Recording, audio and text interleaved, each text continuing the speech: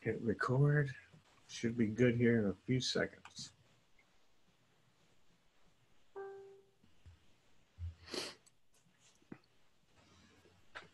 All right, everybody. I am here tonight, as promised, that we are going live with Mr. Todd Falcone, who wrote this amazing book, Fearless Networker. And just a quick little... I have one. A quick little background. I have been following Todd for a long time and learning from him and his mentorship. And he was the keynote speaker at our network marketing convention in October this year, at the end of October. And I was honored and privileged to actually reach out, meet him in person, obviously get pictures and talk to him a little bit. And come to find out, he just lives around the corner in Oregon from us here in Coeur d'Alene, Idaho. So we're almost neighbors. I reached out to him a couple of weeks ago and just asked if he would mind answering a couple of questions for my audience, give you guys some insight on what he's done, tell a little maybe about his story. So he graciously agreed, and we both kind of had the same concept, ask and it shall be given. And I think a lot of people, like you were saying earlier, Todd, they just don't ask for things. They just don't put it out there and take this step, get past that fear and ask. And I'm just honored and blessed. So I guess my first question to you is a little bit, maybe if you could just tell a little bit about your story and answer the question, most newbies want to know is, what should they maybe do first, or what skill sets should they try to develop as a new beginning network marketer? Yeah, well, first of all, it's a pleasure to be here with you, Ron. It was good to meet you in person in Vegas a few weeks ago. And I think that before I even go into how I got started, my background in network marketing, like what we were just talking about before we went live, you asked and you got. You asked me, hey, would you hop on a Facebook Live with me and could I interview for a little bit in front of my audience? And I was like, yeah, of course. And I think that's also a starting place for people in the business. It's like if you never ask, you never get. It's fascinating how simple yet how unbelievably powerful the concept of simply asking someone a question is. When you ask, you uncover, you discover, you learn, you create opportunities for yourself. And I would say, and I'll go into that in a moment, but that's definitely one of the big things that we do in network marketing. Now, you asked me also right before you went live, have you hit year 30 yet? And I know you're not talking about 30 years old, but I still act like a 30-year-old. I skied this morning, got some great powder turns in this morning, but I'm in August of 2019. It'll be my 30th year in the network marketing profession, which is it's unbelievable, man. I mean, that's just, and it's been an amazing journey, amazing ride, amazing people. I wouldn't take anything back. It's just been a blessing. And I got started by accident in network marketing. I was going to school at Long Beach State, and I was getting ready to graduate out of the marketing department, and I was looking for jobs and going through career fair, and some guy called me up and he asked. He called me up and he said, hey, he goes, my name is Jim. I'm calling you from Orange County Marketing Group. We're a marketing company, and we're looking for people that can train and manage others in the expansion of our company. We'd love to talk to you. Can you come down and see us? And honestly, I thought I was being hunted for a job. I was so green and naive that I didn't even realize, it's like they're not doing that. But what I later find out from this guy is that he was looking on a list of people getting ready to graduate, and he found me in the white pages. It was a cold call on the white pages. Wow. So, people go, does cold calling work? I mean, well, if you don't do it, it's never going to work. But, it's funny because I've actually recruited a lot of people, probably in the multiple hundreds of people that are purely cold markets. A lot of different ways you can build the business. But I came in as a result of a cold market exposure.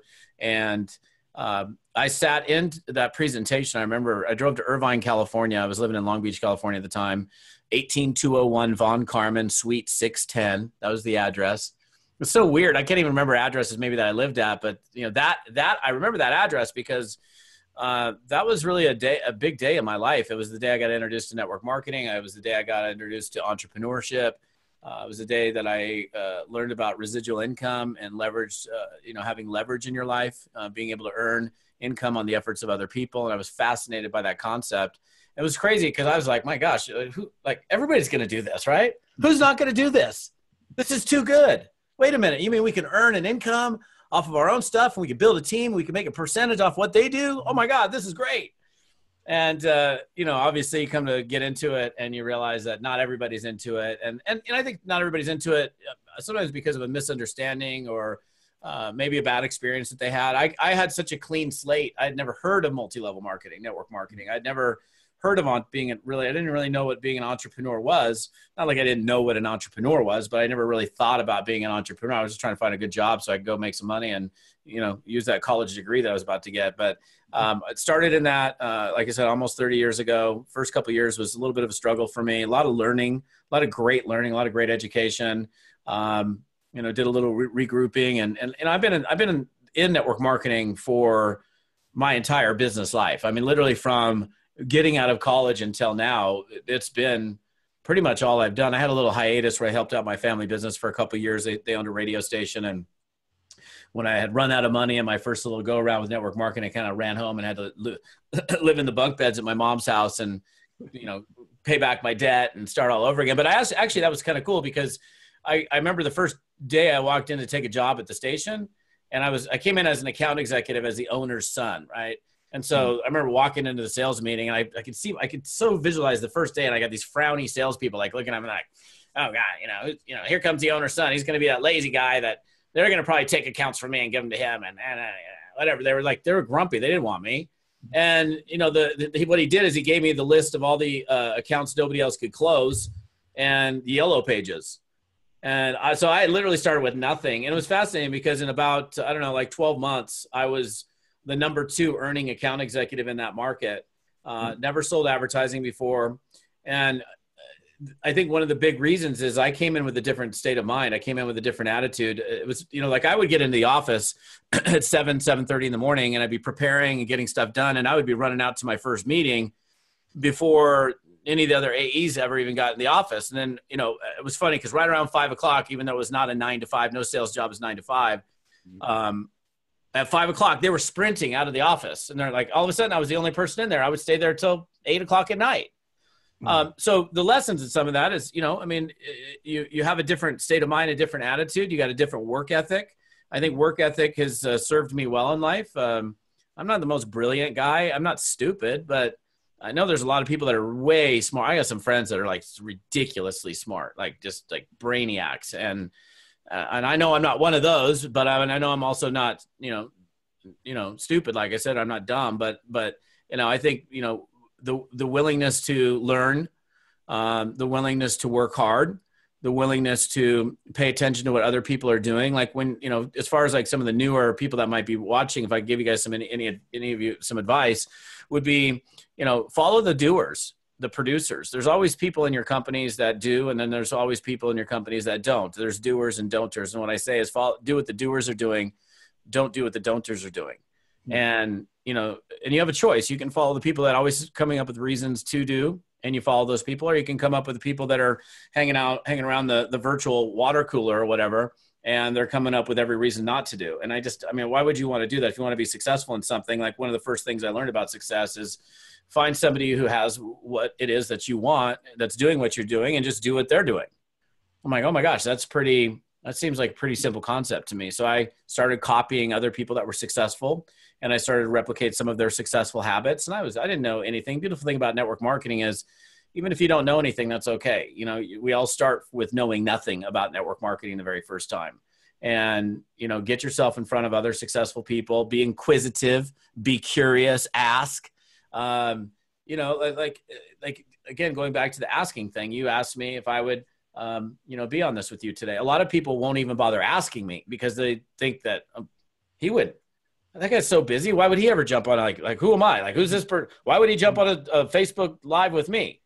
Or people that, I do a lot of team calls, webinars, Zooms, and people think like, we can't get Todd. And I'm very busy. I have a complete travel schedule all year long doing events for different companies.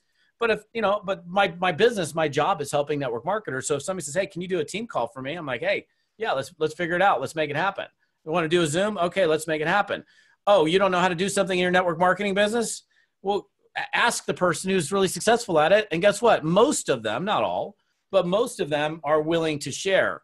And don't stop ever asking. If somebody says no to you and said, no, I'm not going to tell you what I'm doing, Well, go ask the next person that's super successful. What are you doing? Would you be willing to share with me some of the things that you're doing to be successful? Because I'm really, really wanting to make this thing work. I don't know what I'm doing yet. I know you're super successful. And if you could give me any piece of advice, I'd love to take it from you. So that's just a great universal philosophy that I think a lot of people forget about for some reason.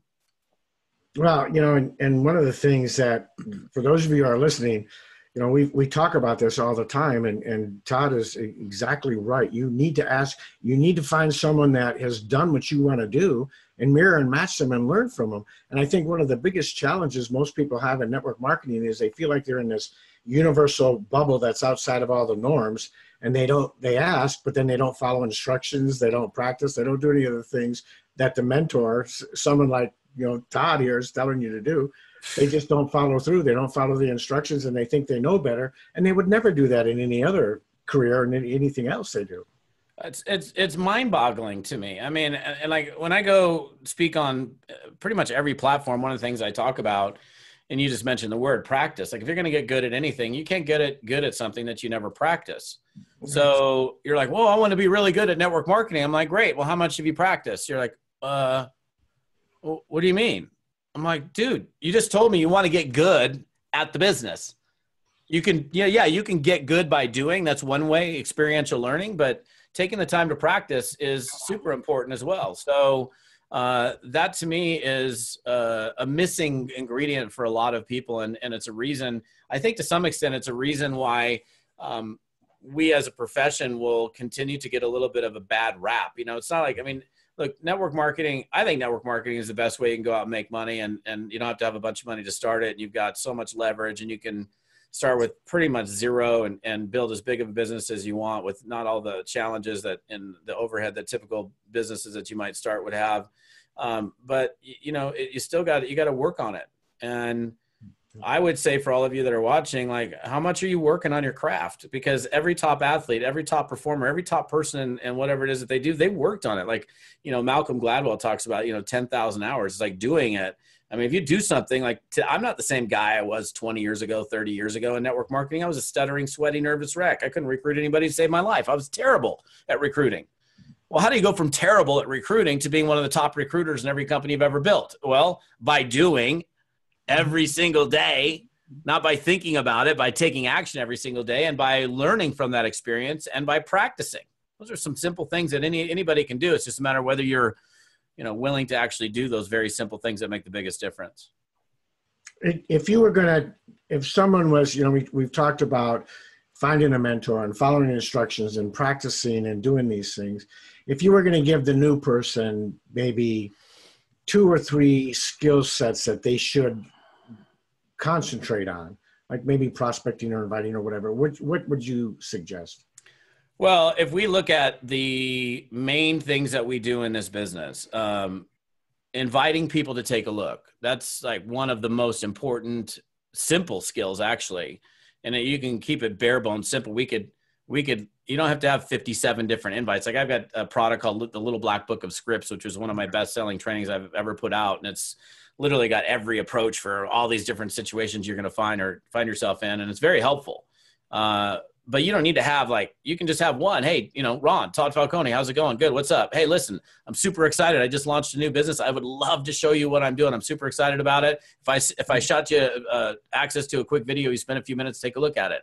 Whatever. I mean, that's I just threw that off the top of my head, but that would be a simple invite that if you kind of got down, you could be able to deliver in a lot of different situations. So I think getting comfortable with being able to invite somebody is really, really important because it's the beginnings of your success. You first have to be able to enroll customers on your products and services and be able to enroll distributors if you're ever going to have a team. You don't have a team until you've recruited somebody. But then, beyond recruiting somebody, like the core skills, I actually did a training about this the other night. Things that if you're going to focus on specific aspects, in fact, I'll roll through them with your audience. In fact, if you guys, I don't know how many people have it, maybe you'll have to re-watch the video or something, not live to recapture this, but some of the most important things that you need to be thinking about and working on getting good at and working on is your mindset around your self-belief, your mindset around, your success consciousness, like you're like thinking like I can't do the poem. My stepdad can do the poem, but if you think you can't, you can't. And if you think you can, you can. If you think you're, I don't even know the whole poem, but you can go Google it and check it out. But your thoughts are significantly determining factor on your success. So constantly working on your mindset, because go watch the news later. It's all negative. It's all trash. It's all garbage. It's not success. It's not accomplishment. It's not victory. So while we're being fed all this crap, all this garbage, we need to force feed ourselves with positivity. Wake up in the morning, read something, listen to something. You don't have to read my book. I think my book's pretty good. I mean, I've got this book on my desk at all times, Success Principles by Jack Canfield. It's just a great conceptual book on success and the principles of success. I've read it, I don't even know how many times. I continue to read it over and over again. Feeding yourself, it's like nourishment for the mind. So the mindset aspect is super important. Your ability to prospect and recruit. And there's a number of things under prospecting and recruiting: inviting, following up, addressing objections. Like when I wrote this book, and it's 108 pages. It's an easy book. We still give it away for free. Just pay for shipping off my website. But the book is, I give you simple invites, and I made this as a training tool. Okay, here's some invites that you can use. Anybody can learn. Here's the most common objections that you're going to get, and how to deal with every single one of those objections. You have to follow up, because the fortune, yes, is in the follow-up. You don't just throw out information and keep your fingers crossed and hope that people are going to get back to you. No matter how good your deal is, how good your product is, you have to go get the business. You can't wait for it. And so I would say that making sure that people are on top of their follow-up routine, their follow-up game, is super important. And it's really more decision-based than it is skill-based. It's a matter of calendaring. It's a matter of organization. People are like, I lose track of my prospects. I'm like, what? Put them in your calendar. I talked to Ron today. Ron, I'm going to get back to you tomorrow. Ron's in my calendar. How did I remember to be here today with you at 4 p.m. Pacific time? Because it was in my calendar. And I don't forget it that way. Let me tell you about how important that is, because if you prospected me and you were all excited about your deal and then you never got back to me, or you flaked on getting back to me, I'm not going to join you, because then I'm going, it's not that important to this guy. I'm here. He's all excited. And then he, tells me he's going to get back to me. It's like a week later, he never got back to me. A lot of networkers do that.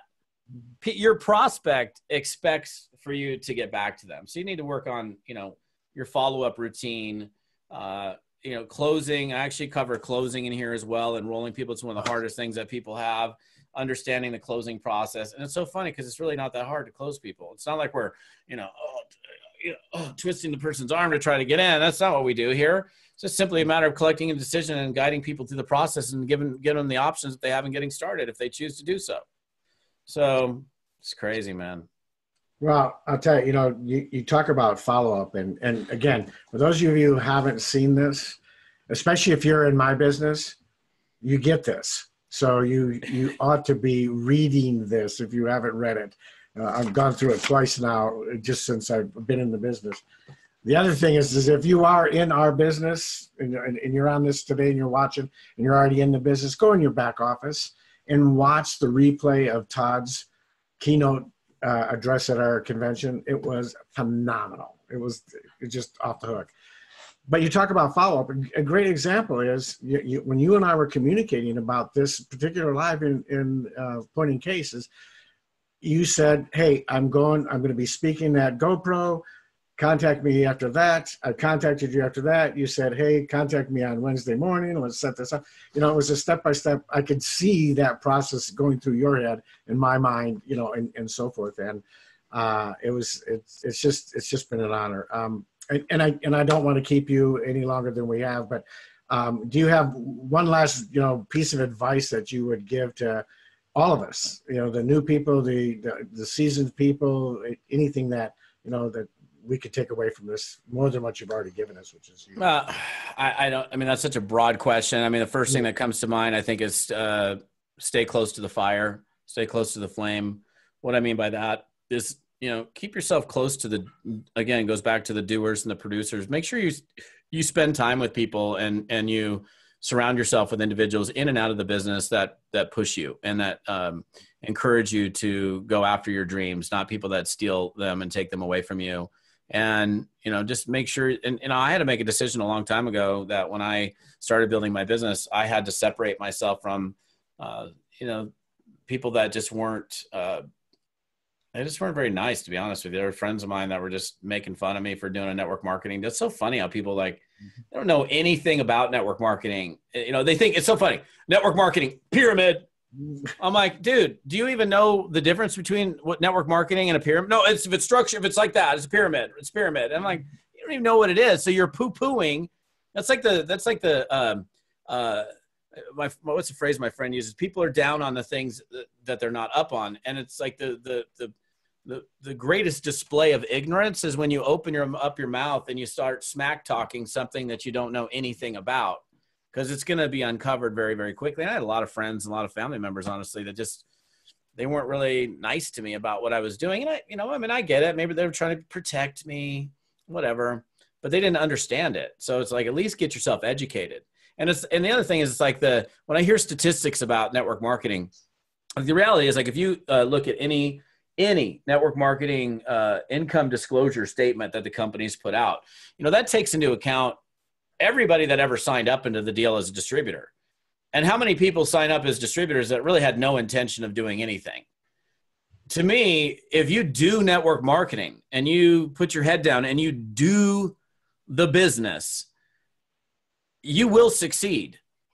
I don't know how you could do the business. Like, it's one thing, like, and let me clarify, doing the business is doing the action steps. Like, okay, like a quick thing. I'll just, and I'm okay on time. I've got a few more minutes, so it's cool with me. But like, I get people that call me all the time in my office that are asking for help and they're asking for assistance. And, I'm just one of those guys that's always happy to assist, right?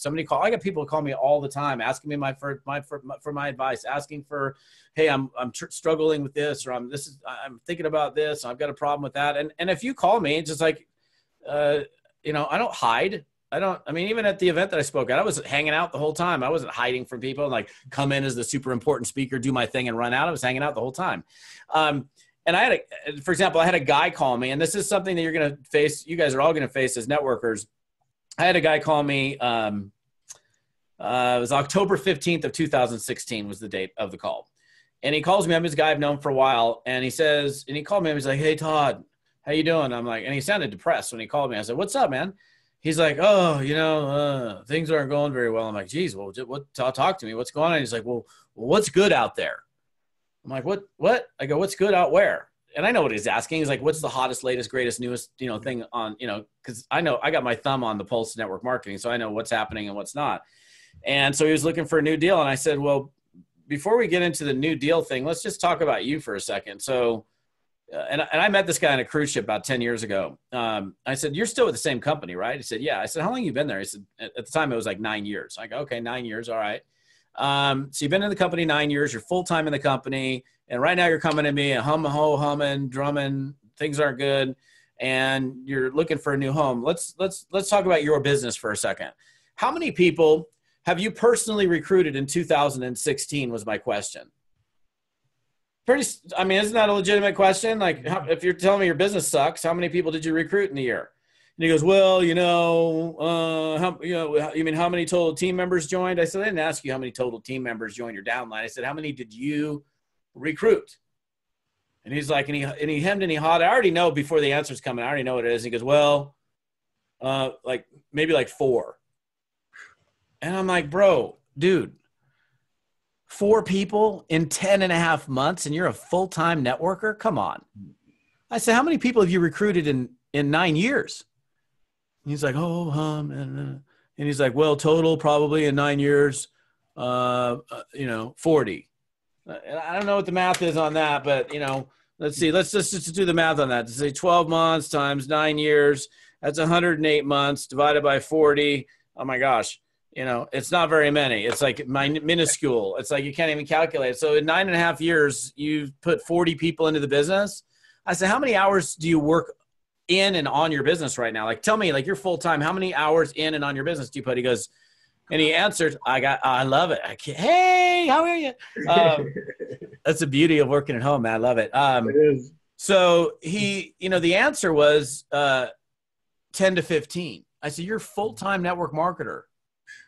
You're 10 to 15. I said, if you ask me right now, am I speaking and seminar company? I'm going to tell you, I probably put 40 to 60 to 70 hours a week into my business when I'm working. I work hard and I play hard, but when I work, I work. You're not doing the work, dude. You need to get focused on what you're doing and actually do something. It's one thing now if you're doing. He said, man, I've worked my tail off. I've prospected 1,000 people in the last 12 months and I got nothing to show for it. Well, then we got some other problem that we have to address.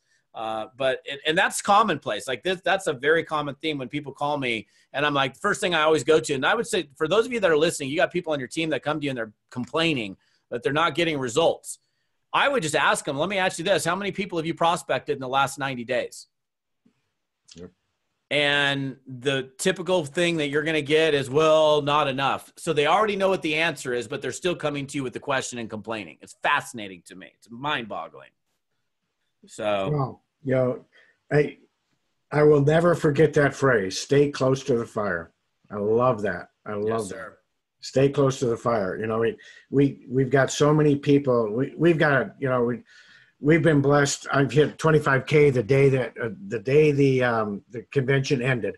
I was sitting in the airport of Seattle coming home, and I looked at my phone, and I hit 25K. We're on track to hit 50K affiliate this month, and I've got a team of people that are just on fire, staying close to the fire, staying close to the what's going on and the leaders and so forth. So that's the best advice I've heard in a long time. Todd, I can't thank you enough, man. This has been awesome. I'm so glad I asked. What an amazing servant leader. And I can't thank you enough for taking your time, talking to my audience, and God bless you, my friend. Ron, my pleasure. I appreciate you. I love your energy. I love the fact that you came up to me and said, what's up? You reached out to me. That's all great qualities. And it's great to call you a friend. I appreciate it. Thank you. Thank you so much. Thank you, everybody. And I can't wait to do another one of these. So God bless everybody. Thank you. We'll see you.